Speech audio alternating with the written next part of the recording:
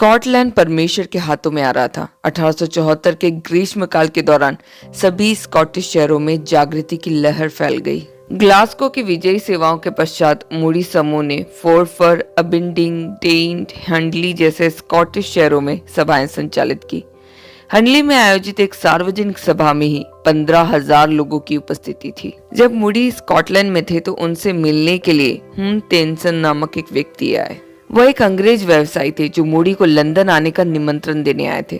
श्रीमान Moody, London एक ऐसा शहर है जो बहुत विशाल और पाप की अधिकता में विकृत है।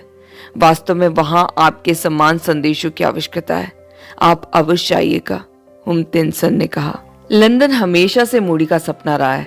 उन्होंने एम्मा से कई बार कहा है कि यदि लंदन जीत ले तो मान लो पूरा इंग्लैंड जीत लिया। न केवल यह बल्कि यह भी संभव है कि यदि लंदन में एक जागृति आए तो वह दुनिया भर में फैली हुई अंग्रेज कॉलोनियों तक फैल जाएगी। श्रीमान हुमतेंसन, निश्चय ही लंदन शहर जागृति के लिए तैयार खेत है। जहां पाप की बहुलता है वहीं पर तो अनुग्रह भी बहुत होना चाहिए। मैं भी इंग्लैंड के लिए प्रार्थना कर रहा हूँ। वास्तव में कई बार मैंने कामना की है कि काश कि कोई मुझे लंदन आने का निमंत्रण देता, मूडी ने खुले हृदय से कहा। यह देखिए, परमेश्वर ने आपकी प्रार्थना का उत्तर तैयार किया है। हम दिन तय कर लेते हैं, हुमतेंसन ने उत्साहपूर्वक कहा। भाई हुमतेंसन, बात यहाँ तक नहीं पहुंची है। मैंने तो केवल अपने हृदय की अभिलाषा प्रकट की है। हुमतेंसन भाई, मेरा अभी लंदन आने की कोई योजना नहीं है। प्रार्थना और विचार करने के पश्चात मैंने यह निर्णय लिया है। स्कॉटलैंड के द्वीपों में मैंने काफी सहा है। यदि यहाँ के समान लंदन में भी किन्हीं आरोपों का सामना करना पड़े तो मुझे नहीं लगता कि मैं अकेले ऐसे कर पाऊंगा। लंदन इस कदर विशाल है, इसलिए निश्चित आत्मिक संबल सुनिश्चित करना जरूरी है। यदि लंदन शहर के सभी सेवक मिलकर मुझे निमंत्रण दें तभी मैं वहां आऊंगा। मूडी भावनाओं में बहने लगे। लंदन शहर के सभी सेवकगण, यह इतना आसान नहीं है। हुमतेंसन निराश होकर इंग्लैंड लौट गए। स्कॉटलैंड जाग गया था। देश के हर एक शहर में प्रार्थनाएं उठने लगी। जागृति की हवा कुछ इस प्रकार बह चली कि हजारों की संख्या में लोग मसीह के चरणों पर अपना जीवन समर्पित करने लगे। नम्र हृदय के स्वामी मूडी ने बस इतना कहा, मैंने पेड़ हिलाया और पक्के फल नीचे गिर पड़े। कलीसिया की वर्षों की प्रार्थना और शिक्षाओं ने ही इन फलों को परिपक्व किया है। अपनी ब्रिटेन यात्रा के दौरान मूडी ने जिन 10,000 आत्माओं के लिए प्रार्थना किया था वह तो स्कॉटलैंड से ही प्राप्त हो चुका है। उद्धार प्राप्त करने वालों की गणना करने की मूडी की इच्छा नहीं थी, किंतु परमेश्वर हमारे सोचने और कल्पना करने से बढ़कर हमें देता है। हम निर्बल किस प्रकार अपनी कमजोरियों को दूर कर सकते हैं। परमेश्वर कार्य कर रहा है। मूडी और उनका दल स्कॉटलैंड से निकलकर आयरलैंड की ओर आगे बढ़ चले। इस समय जो मूडी आयरलैंड के बेलफास्ट की गाड़ी पर सवार हो रहे हैं वह उस मूडी से भिन्न है जिन्होंने 2 वर्ष पूर्व लिवरपूल में जहाज से उतरे थे। 2 वर्षों के भीतर मूडी आदरणीय बन चुके थे, जबकि एक ऐसा समय भी था जब उनका स्वागत करने और उनकी बातें सुनने के लिए कोई भी नहीं था और वे निंदित और उपहास के पात्र बन गए थे। अब ऐसा समय है कि हजारों को आकर्षित करने के लिए मूडी का नाम ही काफी है। पुराने दुबले पतले शरीर में परिवर्तन आ चुका है। अब मूडी मोटे हो गए, किंतु मूडी की सरलता में परिवर्तन नहीं आया है। मूडी ने चाहा कि वह परमेश्वर के हाथों में ही बने रहे। बेलफास्ट में 5 सप्ताहों की सभाओं का आयोजन किया गया था। आयरलैंड में भी स्कॉटलैंड दोहराया गया। हजारों लोग सभा के लिए एकत्रित होते थे। बेलफास्ट से लंदन सरी, फिर डबलिन। लंदन में मूडी सैंकी समूह को एपिस्कोपल कलीसियाओं का जो हार्दिक स्वागत हुआ, उस कारण उनकी सभाओं की सफलता का प्रतिशत बढ़ गया। कई कलीसियाओं ने, विशेषकर चर्च ऑफ आयरलैंड ने अपने बिशपों सहित मूडी की सभाओं को प्रोत्साहन दिया। वहां के लोगों का विचार था कि कैथोलिक बहुमत वाले डबलिन में मूडी जैसे व्यक्ति का संदेश मुख्य रूप से कैथोलिक लोगों के विरुद्ध होगा, किंतु मूडी ने उनके विरुद्ध में कुछ भी नहीं कहा। इसके बजाय उन्होंने केवल यीशु के द्वारा पापों की क्षमा प्राप्त करने वाले सौभाग्य के विषय में वर्णन किया। जब उन्होंने देखा कि नया प्रचारक उन पर कीचड़ उछालने के लिए नहीं आया है तो मूडी की सभाओं में कैथोलिकों का हुजूम टूट पड़ा। सैंकी के गीतों ने उन्हें आनंदित किया। हजारों ने यीशु के लिए जीने का निर्णय लिया। टाइम्स समाचार पत्र के डबलिन के संवाददाता ने 1874 नवंबर माह में आयोजित मूडी की सभाओं का विस्तृत वर्णन किया। समाचार पत्र ने उसे अनुभव जिसे आयरलैंड ने कभी नहीं देखा शीर्षक दिया। समाचार पत्र ने मूडी के व्यक्तित्व के विषय में टिप्पणी की कि वह एक ऐसे व्यक्ति हैं जो निर्णायक गुणों को संभाल कर रखते हैं और कामना करते हैं कि दूसरों में भी ये गुण पाए जाए। समाचार पत्र का कहना था कि सभा के दौरान इस बात का विशेष ध्यान दिया जाता था कि आत्म प्रशंसा या प्रदर्शन से बचा जा सके। समाचार पत्र ने सभा के भक्तिमय और आदरपूर्ण माहौल का विशेष उल्लेख किया। इन समाचारों के कारण न केवल आयरलैंड में बल्कि इंग्लैंड में भी, विशेषकर लंदन में, लोगों की सुबह की बातचीत में मूडी की सभाओं के विषय में चर्चा ने जगह बनाई। डबलिन में मूडी के एक पुराने अतिथि आ पहुंचे, हुमतेंसन। मूडी, आप मुझे इस प्रकार बाहर नहीं कर सकते हैं। देखिए, मैं मीलों यात्रा कर पुनः आया हूँ एक निवेदन लेकर। उस निवेदन में लंदन की सभी कलीसियाओं के सेवकों के हस्ताक्षर थे और वे मूडी को लंदन आने का निमंत्रण दे रहे थे। मूडी संतुष्ट हुए। अब कोई बाधा तो नहीं है? हुमतेंसन ने पूछा। हुमतेंसन, मैं आपके सेवकों से मिलना चाहता हूँ, क्या आप उन्हें एकत्र कर सकते हैं? नया काम लेकर हुमतेंसन लौट गए। लंदन में सेवकों की विशेष सभा में मूडी ने कहा, मेरे प्रिय सहकर्मियों, आप लोगों ने डीएल मूडी नामक व्यक्ति के विषय में बहुत कुछ सुना होगा, अच्छी और बुरी दोनों ही बातें। ये देखिए, मैं पूरा का पूरा आपके सामने खड़ा हूं। यदि आप लोगों को कुछ भी पूछना है तो सीधे मुझसे पूछ सकते हैं, किसी और से पूछने की आवश्यकता नहीं है। चारों ओर खामोशी छा गई। आप लोगों को यह सोचने की आवश्यकता नहीं है कि मुझे कैसा लगेगा। पुनः क्षण भर का मौन, फिर प्रश्न आने लगे। श्रीमान मूडी, हमने तो सुना है कि आप और सैंकी पीटी बार नामक व्यवसाय के लिए कार्यक्रम करते हैं। एडिनबर्ग की झूठी कहानियां यहां भी पहुंच गई। मूडी को थोड़ा दुख तो हुआ, किंतु उन्हें मालूम था कि किस प्रकार सहनशीलता के साथ आरोपों का सामना करना है। मित्रों, आप ही लोग सोचिए कि बार नामक व्यक्ति को क्यों मुझ जैसे गरीब प्रचारक को किराए पर लेने की आवश्यकता है? उन्हें जोकरों की आवश्यकता है। देखिए, आपके यहाँ का मौसम और खान पान ने मुझे मोटा बनाया है। यदि मैं और मोटा हो जाऊं तो मुझे देखने की वस्तु बनाकर सर्कस में रख सकते हैं। तब तक उनके साथ मेरा कोई संबंध नहीं है। लोग हंसने लगे। हंसी थमने पर अगला प्रश्न आया। श्रीमान मूडी, हमने सुना है कि आपका गायक मित्र अमेरिकी वाद्य यंत्रों को यूरोप में बेचने का प्रयास कर रहे हैं। यह सुनकर मूडी अपनी हंसी नहीं रोक सके। नए आरोप भी तैयार थे। मित्रों, बेचारा सैंकी व्यापार वगैरह करना नहीं जानता है। यदि वह उसका प्रयास करे तो उन्हें बड़ी हार का सामना करना पड़ेगा। व्यापार से तो मेरा नाता रहा है और मैंने उसे छोड़ दिया है। और तो और सैंकी मेरे साथ ही है। आप लोग चाहे तो उन्हीं से पूछ सकते हैं कि क्या वह अपना पुराना वाद्य यंत्र बेच रहे हैं। श्रीमान मूडी, यह भी सुनने को आया है कि प्रचार के प्रतिफल के रूप में जो धन आपको मिलता है उसे आप यूं ही उड़ा देते हैं और गलत मार्गों से धनार्जन करते हैं।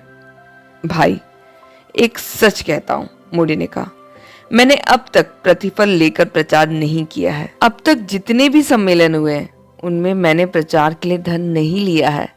मेरे और मेरे साथियों का भोजन, यात्रा और रहने का खर्च केवल इतना ही हमने अपने स्वागत करने वालों से लिया है। यदि और कुछ प्राप्त हुआ है तो वह मित्रों में से किसी ने व्यक्तिगत रूप से दिया है। फिर भी गीत किताब की बिक्री से आप बहुत कमा रहे हैं। यह सुनकर मूडी को काफी दुख हुआ। उन्होंने व्यवसाय करने के उद्देश्य से गीत किताब नहीं छपवाया था, बल्कि केवल इसलिए कि वहां आने वाले साधारण लोग सैंकी के गीतों से परिचित नहीं थे। 16 पृष्ठों से प्रारंभ होकर यह पुस्तक अब पृष्ठों की संख्या बढ़ने से काफी बड़ा हो गया था, किंतु अब भी उसका दाम 1 पैनी ही है। किंतु उन्होंने कभी नहीं सोचा था कि उन पर गीत किताब से धन कमाने का आरोप लगेगा। मित्रों, गीत किताब का प्रकाशन हम नहीं करते, उसके लिए एक बोर्ड गठित किया गया है। फिर रॉयल्टी की बात आती है।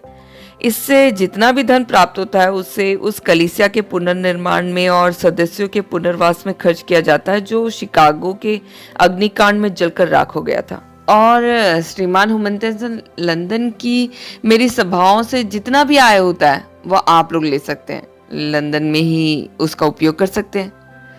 सदस्यों में आश्चर्य फैल गया। उन्हें अपराध बोध हुआ कि क्यों उन्होंने इतने ईमानदार व्यक्ति पर अविश्वास किया था। अब देखिए, ये व्यक्ति उस धन को भी छोड़ने के लिए तैयार है जो उन्हें लंदन शहर में प्राप्त हो सकता है। क्या इसका यह अर्थ है कि आप लंदन के निर्धनों की सहायता करेंगे? सदस्यों में से एक ने पूछा। बिल्कुल सही, मूडी ने कहा, किंतु मैं लंदन के बेचारे निर्धनों की नहीं बल्कि बेचारे अमीरों की भी सहायता करना चाहता हूँ। लोगों की हंसी रुकी नहीं। अब मूडी ने और प्रश्नों के लिए कान लगाया। श्रीमान मुड़ी, आपकी सभाओं के माध्यम से उद्धार पाने वालों को क्या आप अन्य कलीसियाओं में भेजेंगे? यह एक अच्छा प्रश्न है। मुड़ी तनाव रहित हुए। मेरे प्रियो, मैं किसी कलीसिया का व्यक्ति नहीं हूँ। मेरा काम प्रचार करना है, लोगों को मसीह की ओर लाना है। परमेश्वर ने मुझे एक जीवन रक्षक नौका दी है। उसने कहा, मुड़ी, डूबते हुए लोगों को बचाओ। आप जानते हैं ना, जीवन रक्षक नौका स्थायी रूप से नहीं होता है। जब मैं चला जाऊंगा तो आप उन्हें अपने जहाजों पर स्थान दे सकते हैं। अंत में एक आदरणीय पादरी उठ खड़े हुए। मुड़ी, मैं गलत शिक्षाओं का खंडन करने लायक विद्वान तो नहीं हूँ, फिर भी यदि आप सम्मेलन प्रारंभ होने से पूर्व अपना विश्वास वचन लिख कर दे तो मैं अपनी समिति के सम्मुख उसे रख सकता हूँ। पहले से ही उसे प्रकाशित कर दिया गया है, मुड़ी ने मुस्कुराते हुए कहा। यशायाह की पुस्तक 53 अध्याय में आपको यह मिलेगा। प्रश्नों की बौछार समाप्त होने पर मुड़ी ने मंच के किनारे खड़े होकर कहा, भाइयों, क्या मैं ये मान लूं कि लंदन शहर मुड़ी को स्वीकार करने के लिए तैयार हो गया है? किंतु एक बात मैं स्वीकार करता हूँ, मुड़ी लंदन शहर के समान बड़ा नहीं हुआ है। हो सकता है मुड़ी कभी इतना बड़ा भी ना हो, किंतु परमेश्वर के लिए यह संभव है। मैं विश्वास करता हूँ कि परमेश्वर डीएल मुड़ी नामक जूते चप्पलों के व्यवसायी को अपना हथियार बनाकर लंदन शहर में आएगा। लंदन शहर मुड़ी के आगमन के लिए नहीं, परंतु परमेश्वर का स्पर्श पाने के लिए तैयार होने पाए। मुड़ी आयरलैंड वापस चले गए। पुनः कुछ सभाएं। अंततः आयरलैंड का सम्मेलन डबलिन में आयोजित आयरलैंड मसीही कन्वेंशन के साथ समाप्त हुआ। रेलवे कंपनियों ने कम खर्च में आयरलैंड के सभी हिस्सों से लोगों को डबलिन पहुंचाया। आयरलैंड कन्वेंशन मसीहत की एकता का एक बड़ा प्रदर्शन भी था। आपस में ना बात करने वाले बड़े बड़े अगुवे भी एक दूसरे का हाथ पकड़कर गीत गाने और प्रार्थना करने के लिए बाध्य हुए। नवंबर 1875 में मूडी समूह आयरिश समुद्र पार कर इंग्लैंड पहुंचे। अध्याय 13। अब इंग्लैंड वासियों को मूडी की परिचय देने की आवश्यकता नहीं है। उन्होंने समाचार पत्र के माध्यम से स्कॉटलैंड और आयरलैंड में उनके उन्नत विजय की खबर प्राप्त कर ली थी, किंतु लोगों का संदेह यह था कि लंदन की प्रतिक्रिया किस प्रकार होगी। मूडी भी पहले इस बात के लिए शंकालु और व्याकुल थे, किंतु अब उन्हें पूर्ण निश्चय है कि परमेश्वर ने उन्हें लंदन भेजा है। मूडी स्वयं देख रहे थे कि परमेश्वर किस प्रकार उस व्यक्ति का उपयोग करता है जो स्वयं को उनके हाथों में दे देता है। उन्होंने इस बात का निश्चय कर लिया था कि वे उस जीवन रक्षक नौका के साथ लंदन जाएंगे जो परमेश्वर ने उन्हें दिया है और यथा योग्य लोगों को बचाएंगे। लंदन में प्रवेश करने से पूर्व मूडी को इंग्लैंड के कुछ शहरों में प्रचार करना था। मैनचेस्टर पहला शहर था। वहां बारिश के बावजूद अल्बर्ट हॉल भरा हुआ था। हैरी मूरहाउस से मिलकर उसकी मित्रता को ताजा किया। विजय का नशा मूडी पर हावी नहीं हुआ है। मूरहाउस ने मित्रों से कहा, वो अपने 10 तोड़ों से व्यापार कर रहे हैं, मैं अपने 1 तोड़े से। हम दोनों ने साथ मिलकर उस परमेश्वर की स्तुति की जो हमारा उपयोग कर रहा है। उन्होंने 1875 का बड़ा दिन उत्तरी लंदन के एक शहर में मनाया। नन्हे विली की तबीयत नासाज होने के कारण एम्मा बच्चों को लेकर वहां रह रही थी। उन्होंने 10 वर्ष शेफील्ड में व्यतीत किया था। सम्मेलनों के विषय में चर्च ऑफ इंग्लैंड द्वारा संचालित रिकॉर्ड नामक समाचार पत्र ने खबर दिया कि ठंड के मौसम में भी ठंड के बावजूद शेफील्ड का धार्मिक सूचकांक काफी ऊपर है। जनवरी के आखिरी दिनों में जब सड़कों पर हिमपात जारी था, तब बर्मिंघम में मूडी की सभाओं में जन प्रभाव अविरल रूप से जारी था। यह विजय किसी भी उम्मीद से और संभावनाओं से काफी बढ़कर था। एक ऐसा सौभाग्य जिसका अनुभव कोई भी आत्मिक जीवन में एक ही बार करता है। एक एंग्लिकन पादरी ने मूडी की सभाओं की प्रशंसा की। युवा वर्ग गलियों में गीत गाते हुए घूमने लगे। शहर ये उलट पुलट हो गया। आज सारे लोग पागल हो गए। क्या ज्ञानी, क्या अज्ञानी, क्या अच्छे, क्या बुरे। मूडी के शब्दों में और सैंकी के गीतों में कुछ और देखे सुने बिना आ जाओ, होश में जब भी आओ खुशी ही मिले। मूडी के बर्मिंघम सभाओं में भाग लेने पर बर्मिंघम स्थित कांग्रीगेशनल कलीसिया का धर्मशास्त्र का विद्वान और प्रचारक और राष्ट्रीय कार्यकर्ता डॉक्टर डेल आश्चर्यचकित रह गए। मैंने निश्चय ही इंग्लैंड में एक जागृति की आशा की थी। मैं 2 वर्षों से इसका इंतजार कर रहा था, किंतु मैंने कभी नहीं सोचा था कि इन 2 परदेसी अमेरिकियों के माध्यम से ये जागृति आएगी। बिंगली हॉल में मैंने जो कुछ देखा वह बर्मिंघम का एक परिच्छेद था। युवा, वृद्ध, धनी, दरिद्र, व्यवसायी, कारखानों के मालिक, स्कूली शिक्षा पूरी कर चुकी युवतियां, पुस्तकों से अधिक कुत्तों और कबूतरों से शिक्षा प्राप्त करने वाले बच्चे और प्रौढ़ स्त्रियां, सभी हजारों स्त्री पुरुषों द्वारा बिना पलक झपकाए संदेश सुनना मेरे लिए आश्चर्य का कारण था। मुझे इसका भेद समझ में नहीं आया। डॉक्टर डेल ने मूडी से कहा, यह निश्चय ही परमेश्वर का कार्य है, क्योंकि आपके समान एक साधारण व्यक्ति ये सारे कार्य नहीं कर सकता जो आप कर रहे हैं। मूडी मुस्कुराए। यदि ऐसा ना होता तो निश्चय ही मुझे दुख होता। अन्य कई प्रचारकों से भिन्न मूडी अपने प्रचार के दौरान अपने श्रोताओं की दृष्टि से ओझल हो जाया करते थे। लोगों ने मूडी को नहीं देखा, उन पर ध्यान नहीं दिया, केवल उन्हें उनका संदेश सुनाई देता रहा। अक्सर वे अपने स्वयं के जीवन के अनुभव से उदाहरण लेकर अपने संदेशों को समृद्ध बनाया करते थे, किंतु ये सब उदाहरण मूडी को प्रदर्शित करने के लिए नहीं होता था। जैसा कि टाइम्स ने कहा था, मूडी हमेशा जानबूझकर प्रयास करते थे कि वे आत्म प्रदर्शन से बचे। उनके संदेशों में मूडी नामक व्यक्ति कहीं खो जाया करते थे। उन्होंने केवल यह कामना की कि उनके संदेश लोगों के मन, हृदय और आत्मा को स्पर्श करने पाए।